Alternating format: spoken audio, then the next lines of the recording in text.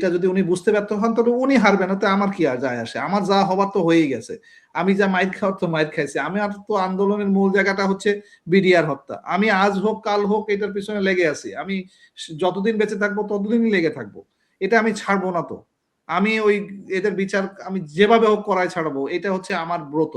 So আমি এটার পিছনে আছি, কিন্তু এই মুহূর্তে আমি একটু পজ দিয়েছি, কারণ আমিও দেখতে পাচ্ছি যে এই যে জুলাই আন্দোলনটা হয়ে যে আশাটা করছিলাম সেই আশাটা তো ব্যাহত হলো, আমি তো জুলাইয়ের পরে দেশ থেকে ছাড়তে হলো, আমি তো গত ১৬ বছর টিকে গেছিলাম, মানে সার্ভাইভ করে গেছিলাম কোনো না কোনো ভাবে।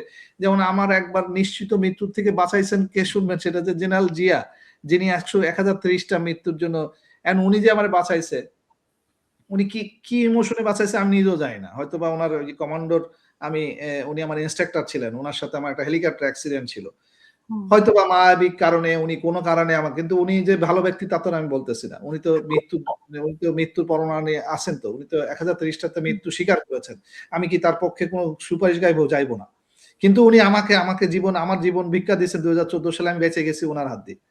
তো এই যে কিছু কিছু জায়গাতে মানে কেন এটার প্রশ্নের জন্য উত্তর হয় না, ঠিক সেই রকমই আমি বলতে যাচ্ছি যে এরকম প্রশ্নের উত্তর হয় না, যে আপনি উত্তর খুঁজে পাবেন না যে জায়গাটায়, সেটা উত্তর দিয়ে এটা আল্লাহর কিছু মানে নমুনা থাকে, সেই নমুনার জায়গা থেকে আমি মনে করি যে জামাত অনেক দূর আগায় গেছে, কারণ নমুনাগতভাবে গণভোটটা হওয়া দরকার, নমুনাগতভাবে কিছু পরিবর্তন আসা দরকার, সেই জিনিসটা যদি বিএনপি ক্যারি করতো, বিএনপি স্পষ্ট করতো, তাহলে অনেক জায়গা থেকে এই জিনিসগুলো হতো। এবং তার থেকে সবচেয়ে নমুনা যেগুলো দেখায় ফেললো সেটা হচ্ছে ইসি, আমরা যে আলোচনাতে শুরু করছিলাম সেই জায়গায় একটু ফেরত যাই, যেমন মনোনয়ন বাতিল, আচরণবিধি কি কি প্রয়োগ করতেছে আর কি কি প্রয়োগ করতেছে না, এইগুলো যেমন তারা এখানে প্রসঙ্গগুলোকে তারা স্পষ্টভাবে তারা যে বিএনপিকে সমর্থন করেছে, এইটাই নেগেটিভ হয়ে গেছে, এইটাই মানুষ ভোটের জন্য দাঁড়ায় গেছে, এবং এইটাই বিএনপির জন্য সবচেয়ে নেগেটিভ হিসেবে কাজ করেছে।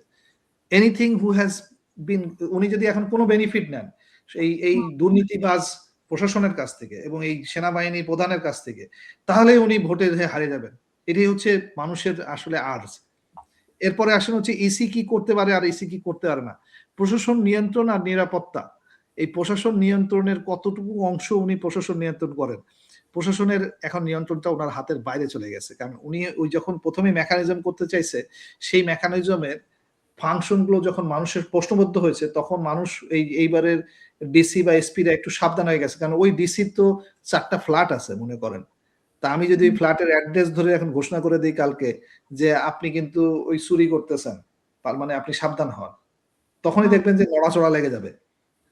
হ্যাঁ, ওই যে 20টা আপনার মিসেসের নামে ওই জায়গায় 10 বিঘা জমি হয়েছে অমুক সালে, আপনি তো ট্যাক্সের ফাইলে দেন নাই, এটা যদি আমি টানাটানি করি, এসপি সাহেবের ওই খাতা নিয়ে টানাটানি করি, তাহলে তো ওনারা এই ভয়টা কিছুটা হলেও নতুন সৃষ্টি হয়েছে, যে কারণে ওনারা অন্যায়ের পক্ষে যাবেন কি যাবেন না, এই দোদুল্যমান অবস্থায় সবচেয়ে বেশি আগায় যাচ্ছে হচ্ছে জামাত এনসিপি অ্যালায়েন্স, কারণ তাদের প্রার্থীদের আচরণবিধি কোনো লঙ্ঘন নাই, তাদের মানে কোনো কিছু লঙ্ঘন করার কিছু পাচ্ছেন না, তারা ভোট পর্যন্ত টিকে যাবে।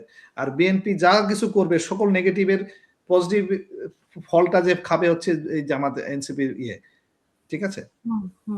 এখন আসেন যে মানে আপনি যদি ইলেকশন কমিশন এখন কন্ট্রোভার্সিয়াল, সেটা আমি বলেও দিলাম যে একজন ইলেকশন কমিশনার নিয়ে তো আমার একদম স্পেসিফিক্যালি মানে ইয়ে আছে যে এই ব্রিগেডিয়ার সাহেব তো মানে তারেক সিদ্দিকীর ডান হাত ছিলেন, তো সেই ডান হাত লোকটাকে যদি ইলেকশন কমিশনার বানানো হন, উনি যে আওয়ামী লীগের পক্ষ নেবেন না, এটা তো আমি মানবই না।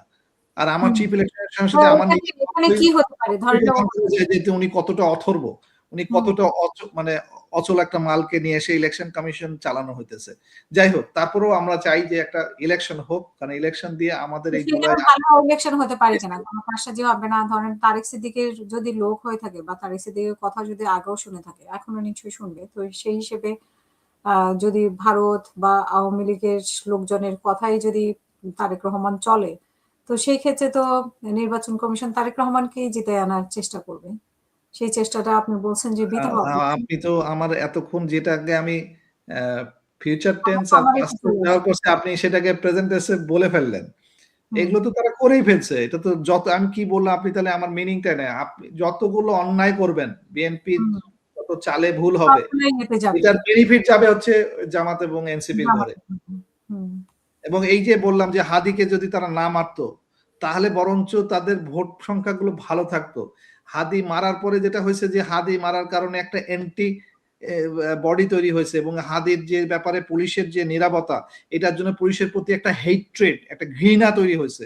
এই যে ঘৃণার থেকে এই পুলিশের কর্মকর্তাগুলো যদি যেহেতু এই বিএনপির সুপারিশে হয়েছে, তার মানে বিএনপি যে এটা নেগেটিভে পাইছে। এই যত রকমের নেগেটিভ ঘটনা ঘটবে ইলেকশন পর্যন্ত, যতগুলো মারামারি হবে, যতগুলো প্রশাসনের হস্তক্ষেপ হবে, প্রত্যেকটা ভোট বাড়বে হচ্ছে জামাত এনসিপির ঘরে।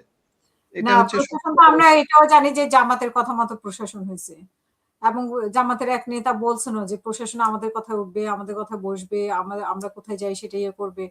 তো প্রশাসনে একতরফা বিএনপি কোথায় পেলেন আপনি? না, না, আপনি যে উদাহরণগুলো টানতেছেন, আমি এই উদাহরণ আমি টানতে পারবো না। কেন আমার কাছে এরকম কোনো উদাহরণ স্পেসিফিক নাই। আপনি যদি বলেন যে হ্যাঁ স্পেসিফিক এই উদাহরণটা আছে জামাতের এই ব্যক্তি জামাত করেছে বা জামাতের সদস্যপুষ্ট, কিন্তু আমার মানে আমি যতদিন দেশে ছিলাম, আমি যে ফাইটের সাথে যুক্ত ছিলাম, আমি সব জায়গায় দেখেছি বিএনপির লোক। আমি জামাতের লোকগুলোকে পাইনি। অল্প কিছু মানে হাতে গোনা সেটা তারা খুব একটা ইমপ্যাক্ট ফেলে আমার এরকম কোনো কিছু আমার দেখা নাই। হ্যাঁ, কিন্তু এনসিপির শুরুর দিকে খুব হ্যাডম-ফ্যাডম ছিল। যেগুলো হচ্ছে মানে এটাকে বলে ওই যে তরুণ রক্ত গরমের ভাবসাব। হ্যাঁ, কিছু এনসিপি নাম দিয়ে এই আওয়ামী লীগেরই ধরেন নেতা-ফেতা এরা এনসিপিতে ঢুকে যে এনসিপির নাম দিয়ে কিছু চাঁদাবাজি করার চেষ্টা করছে, কিন্তু এটা ধরেন ১ম ৬ মাস। তারপরে আর তাদেরকে পাওয়া যায় না এবং তারা থাকবেও না এবং নাইও। এটা আমি আমার জায়গা থেকে আমার এনালাইসিস থেকে বলে। কিন্তু আপনি যেটা জামাত ইসলামী বলতে, জামাত ইসলামী খুব সূক্ষ্মভাবে যে কাজটা করেছে, সেই কাজটা করেছে হচ্ছে আইনগত। তারা লিগ্যাল ফ্রেমওয়ার্কে তারা যেটা আইন বিভাগকে এই যে বাইরে নিয়ে আসা, প্লাস আইনগত কাঠামো যেসব জায়গায় আছে সেই জায়গায় তাদের যাতে হস্তক্ষেপ করে তাদেরকে হারাইতে না পারে, এই জায়গাগুলোতে তারা খুব ভালো সুন্দর কাজ করেছে এবং এইখানেই সবচেয়ে ধরা খেয়ে গেছে এই বুদ্ধিমান সচিব পার্টি। বুদ্ধিমান সচিব পার্টি কেন বলতেছি? কারণ এরা দুর্নীতি করতে করতে এদের বুদ্ধি হাঁটুর থেকে না নিচে ফেলেছে। আমাকে যেমন একজন সচিব গালি দিয়ে বলছিল যে আপনারা তো হচ্ছে আর্মির থেকে আসছেন, আপনাদের বুদ্ধি থাকে হাঁটুর নিচে। এই বুদ্ধিতে, এই হাঁটুর নিচে থাকা বুদ্ধিতেই আপনি ঠেলা খেয়ে পড়ে গেলেন। তা আপনার তো মানে আমার ওই মাথায় বুদ্ধি থেকে তো আপনার লাভ হইল না। তো জামাতকে ওনারা হারাইতে পারলেন না তো। কারণ জামাত যে জায়গাটাতে ওরা কাউন্টার করবে, সেই জায়গাগুলোতে ওরা হোমওয়ার্ক করেছে খুব ভালোভাবে। সেই হোমওয়ার্কটা এরা করতে পারে নাই।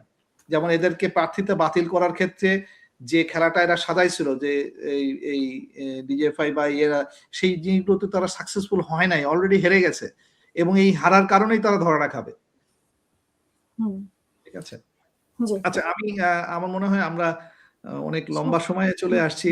আমরা একটু নির্বাচনের পরবর্তী অবস্থা নিয়ে আমি একটু কথা বলে শেষ করি আজকে। তাতে বরঞ্চ মানে আরেকটু মানে আমার কাছে যেটা আসলে ভয়ের যে জায়গাটা, আর এখন না আমরা নির্বাচনের পরে ইয়েতে যাওয়ার আগে নির্বাচনের আগের ইয়েতে ভারতের কোনো বানচালের মানে কোনো প্ল্যান আছে কিনা?